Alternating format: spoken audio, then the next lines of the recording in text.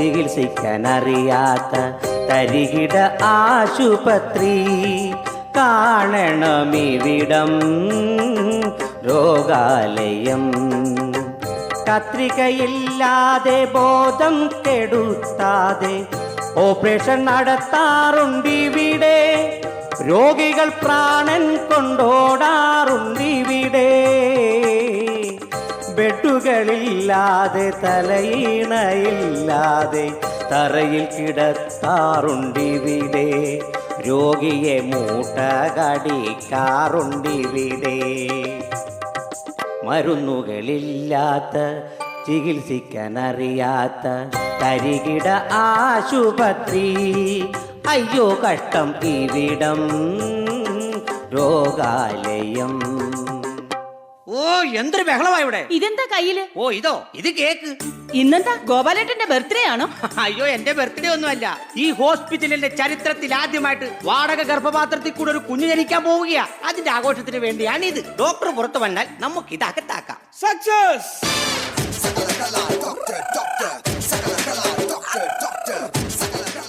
Attender, എല്ലാ പത്രക്കാരെയും ഒന്ന് വിളിക്കൂ. ഓ ഇപ്പോഴെങ്കിലും തോന്നിയല്ലോ പത്രത്തിന്റെ പൈസ കൊടുക്കാൻ.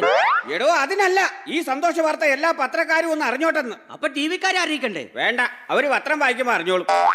സാറേ നോക്കി നിൽക്കാതെ കേക്ക് മുറിക്കി. ഞാനതങ്ങ് മറന്നു. ഇനിയിപ്പൊ കേക്കല്ല, തേക്ക് വേണേലും ഞാൻ മുറിക്കും.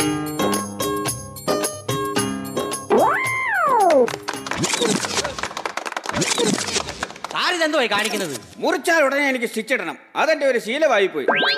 ആ പിന്നെ എല്ലാരും കേൾക്കാൻ പറയുക, ഈ സ്ഥാപനത്തോട് കുറച്ചൊക്കെ എല്ലാരും ആത്മാർത്ഥത കാണിക്കണം. അതിനിപ്പോ ഞങ്ങൾ എന്താ ചെയ്തെന്നാ? എന്താ ചെയ്തെന്നോ? ഇവിടെ വിലപിടിപ്പുള്ള മരുന്ന് വാങ്ങിച്ചു വെക്കാനാണ് ഞാൻ ഈ ഹോസ്പിറ്റലിൽ ഫ്രിഡ്ജ് വാങ്ങിച്ചു വെച്ചേക്കുന്നത്, അല്ലാതെ കരിമീൻ മേടിച്ചു വെക്കാനല്ല. സാർ ഇതെന്തോ ഈ പറയുന്നേ? മരുന്നിനേക്കാൾ വിലയാ കരിമീന്. ഫ്രിഡ്ജ് കരിമീനും പച്ചക്കറിയും മേടിച്ചു വെക്കാൻ ഇത് ഗവൺമെന്റ് ഹോസ്പിറ്റൽ അല്ല. അപ്പൊ കഴിഞ്ഞ ആഴ്ച സാർ ഇറച്ചി വാങ്ങിച്ചു വെച്ചതോ? അത് ഇറച്ചിയല്ലോ, മീനല്ലല്ലോ. ഇനി ഫ്രിഡ്ജിൽ ആരും മീനും ഇറച്ചിയും വെക്കരുതെന്ന്. ഒരു നിമിഷം എന്റെ കണ്ണൊന്ന് തെറ്റിയാൽ കോങ്കണ്ണായി പോവും. എല്ലാരും അവരോട് ജോലിക്ക് പോയേ. പാടി പോയി കിടന്ന് ഉറങ്ങാം. അത് ശരി, ഡ്യൂട്ടി സമയത്ത് എല്ലാരും കിടന്ന് ഉറക്കമാണല്ലേ? ഈ ഹോസ്പിറ്റലിന്റെ പേര് കേൾക്കുമ്പോഴേ മനുഷ്യന് ഉറക്കം വരും. അതെങ്ങനെ? രാരിരാരോന്ന്. സൈലൻസർ. സിസ്റ്റർ ബിന്ദു, എന്താ കുട്ടാ?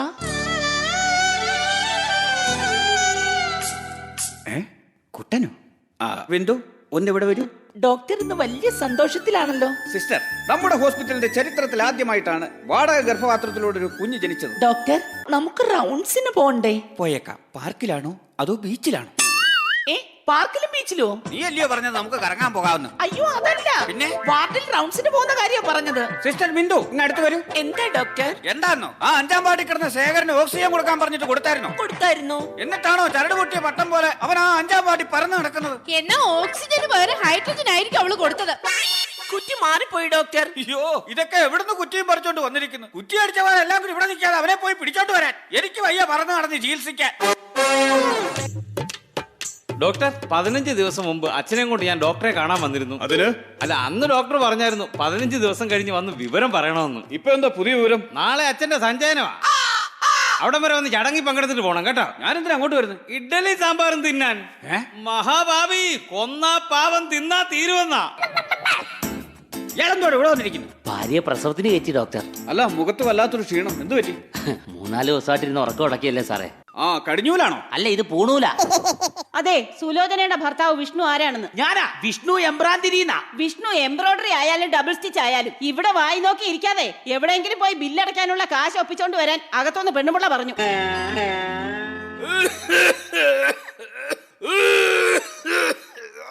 ഓ കഷ്ടം, എന്നാ ചുമയായത്? എനിക്കിതൊന്നും കേക്കാൻ വയ്യേ. കുറച്ചുകൂടെ ഉറക്കം ചമക്കടാ, ഡോക്ടർക്കൊന്നും കേൾക്കാൻ മേലെന്ന്. അയ്യോ, എടാ ആ ചുമ കേട്ടിട്ട് സഹിക്കാൻ വയ്യെന്നാ പറഞ്ഞത്. സാറേ, ഇതാരാണെന്ന് അറിയാവോ? ആരാ? ഈ നാട്ടിലെ പേര് കേട്ട വില്ലനായിരുന്നു, വില്ലൻ. അപ്പൊ സംശയം വേണ്ട, അതാണ് വില്ലൻ ചുമ. ആയ കാലത്ത് എന്തോരം കൂട്ടുകാരുണ്ടായിരുന്നെന്ന് അറിയാമോ? കാശുള്ളപ്പോ കൂട്ടുകാരുണ്ടെന്ന് പറഞ്ഞിട്ട് എന്താ കാര്യം? ചുമക്കാൻ നേരം അവൻ മാത്രമല്ല ഉള്ളൂ. എടോ, എന്നാന്നേ? താൻ ഇന്നലെ എന്നെ ഉറക്കമായിരുന്നു. ഇതെന്നാ? ഞാൻ വന്ന് ഇഞ്ചക്ഷൻ എടുത്തത് പോലും താൻ അറിഞ്ഞില്ലല്ലോ. ചുമ്മാതല്ല, ഞാൻ കിടന്ന മെത്താലൊരു സൂചി ഒടിഞ്ഞിരിക്കുന്ന കണ്ടത്. ഇവരെന്താ ഇവിടെ വന്നിരിക്കുന്നത്? വാർഡി സ്ഥലമല്ലയോ? പോയെ എല്ലാരും പോയി വാർഡി കിടന്നേ. Excuse me doctor. ആരാത്? അയ്യോ സാറേ, അതാ വാടകയ്ക്ക് ഗർഭപാത്രം എടുത്ത ആളാ, ആ കോടീശ്വരൻ. അയ്യോ അയാൾ വന്നോ? എന്റെ സാറേ, ഇയാൾ എന്തിനാ ഈ ഗർഭപാത്രം വാടകയ്ക്ക് എടുക്കുന്നത്? ഇയാൾക്ക് ഒരു കല്യാണം കഴിച്ചാ പോരെ? എടോ തനിക്കറിയില്ലേ, അയാൾക്ക് സ്ത്രീകളെ ഇഷ്ടമല്ല. അതെന്താ? എടോ അയാളുടെ അമ്മ അയാളെ പ്രസവിച്ചതിന് ശേഷം ഏതോ വഴിവെക്കിൽ ഉപേക്ഷിച്ചിട്ട് പോയി. അതിനുശേഷം പെണ്ണുങ്ങളെ കാണുന്നത് പോലും അയാൾക്ക് ദേഷ്യമാ. അയ്യോ കഷ്ടം. കോടിക്കണക്കിനുള്ള സ്വത്തിന് ഒരു അവകാശി വേണമല്ലോ എന്ന് കരുതിയാ അയാൾ ഈ ഗർഭപാത്രം വാടകയ്ക്ക് എടുത്തിരിക്കുന്നത്. താൻ ചെന്ന് അയാളോട് വരാൻ പറ. Yes, come in.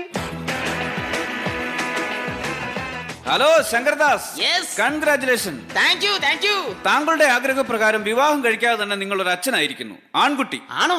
ആണാണ്. രണ്ടാണ്. അപ്പൊ ഇരട്ടകളാണോ? അതല്ല, ഒന്നേ ഉള്ളൂ. കുട്ടി ആണാണെന്നാ പറഞ്ഞത്. ആഹാ, എന്റെ മോൻ എന്നെ പോലെ സുന്ദരനല്ലേ? ഓ, അതെ, അതെ. Thank you mister. ഓക്കെ, ഇനി എഗ്രിമെന്റ് പ്രകാരം കുട്ടിയെ എനിക്ക് കൈമാറാമല്ലോ. എടോ പ്രസവിച്ച ഉടനെ എങ്ങനെയാ കുട്ടിയെ തന്നുവിടുന്നത്? കുറഞ്ഞത് ഒരു 6 മണിക്കൂറെങ്കിലും കഴിയാതെ അമ്മയുടെ അടുത്തൊന്നും കുട്ടിയെ എങ്ങനെയാ മാറ്റുന്നത്? തന്നെയല്ല, അവരിപ്പോ ഒബ്സർവേഷനിലാണ്. അയ്യോ, ഇതൊന്നും എഗ്രിമെന്റിൽ ഇല്ലല്ലോ. എന്തോന്ന് എഗ്രിമെന്റ്? ഇതൊക്കെ ഒരു മനസാക്ഷിയല്ലേ? പിന്നെ ഞാൻ ആ കൊടുത്തുവിട്ട കുങ്കുമപ്പൂ ഒക്കെ ആ സ്ത്രീക്ക് കൊടുത്തായിരുന്നു. കുങ്കുമപ്പൂ കഴിച്ചാൽ കുട്ടിക്ക് എന്നെ പോലെ നല്ല കളർ കിട്ടും. അത് ശരിയാ. കുങ്കുമപ്പൂ കൊടുത്ത് അവരെ നോക്കാൻ നിന്ന സിസ്റ്റർ ലിസിക്കും നല്ല കളറാ. കുങ്കുമപ്പൂ പുഞ്ചിരിക്കും ചെമ്പകപ്പൂ നെഞ്ചകത്തെ തങ്കനില താമരപ്പൂ. ഡോക്ടർ, ഇവരുടെ മുഖം എന്താ ചുവന്നിരിക്കുന്നത്? എടോ തന്റെ കുങ്കുമപ്പൂ എല്ലാം വാരിത്തിന്നത് അവളാന്ന്. അപ്പൊ അവർക്ക് കുങ്കുമപ്പൂ കൊടുത്തില്ലേ? ഇല്ല, പകരം കുങ്കുമപ്പൂ സീരിയലിന്റെ 2 എപ്പിസോഡ് കാണിച്ചു. Mister Sankardas, Yes. താങ്കൾ എന്റെ ഗസ്റ്റ് റൂമിൽ വെയിറ്റ് ചെയ്യൂ. ഓ. ഒരു 6 മണിക്കൂറിന് ശേഷം നിങ്ങൾക്ക് നിങ്ങളുടെ കുട്ടിയെ കൊണ്ടുപോകാം. ഓക്കെ ഡോക്ടർ, ഞാൻ റൂമിൽ വെയിറ്റ് ചെയ്യാം.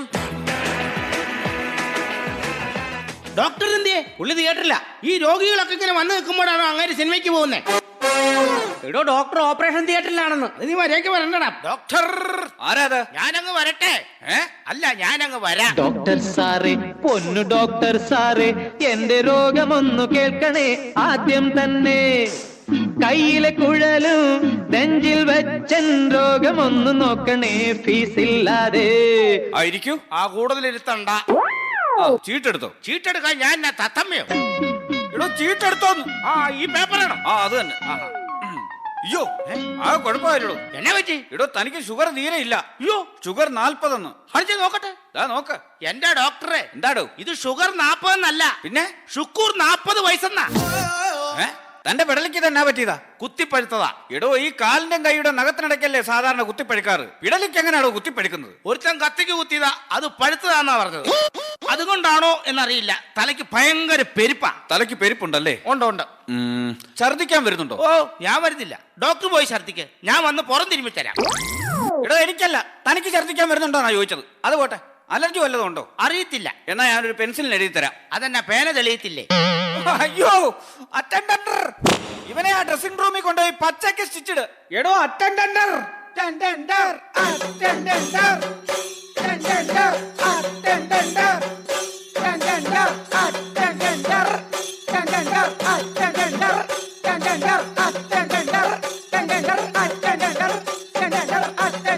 നിർത്തിക്കേ.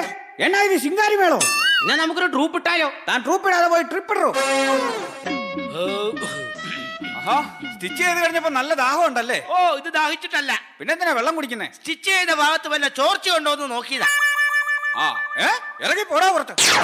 Excuse me, may I come in? Yes, come in.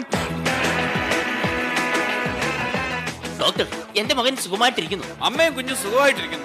അമ്മയ്ക്ക് സുഖമാണോ എന്ന് എനിക്ക് അറിയണ്ട, എന്റെ കുഞ്ഞിന് സുഖമാണോ എന്ന് എനിക്ക് അറിഞ്ഞാൽ മതി. അതെന്താ അങ്ങനെ പറഞ്ഞത്? അവർക്ക് സുഖിക്കാലോ. രൂപ 10 ലക്ഷം അല്ലേ അവർ എന്റെ എണ്ണി മേടിച്ചത്? ഒരു ഗർഭപാത്രത്തിന് 10 ലക്ഷം രൂപ. 10 ലക്ഷം രൂപ ഉണ്ടെങ്കിൽ എന്തുമാത്രം സ്റ്റീൽ പാത്രം കിട്ടുമായിരുന്നു. ഈ സ്റ്റീൽ പാത്രത്തിനകത്ത് കൊച്ചുങ്ങൾ വളരത്തില്ല സുഹൃത്തെ. അതെ, സംസാരിച്ച് നിൽക്കാൻ സമയമില്ല. നിങ്ങൾ പറഞ്ഞ 6 മണിക്കൂർ കഴിഞ്ഞു. എനിക്ക് എന്റെ കുട്ടിയെ വേണം. ഓക്കെ സിസ്റ്റർ, ആ കുട്ടിയെ കൊണ്ടുവരൂ. ഡോക്ടർ, ആ സ്ത്രീ അവരുടെ കുട്ടിയെ കൊടുക്കില്ലെന്നാ പറയുന്നേ. കൊടുക്കില്ലെന്നു?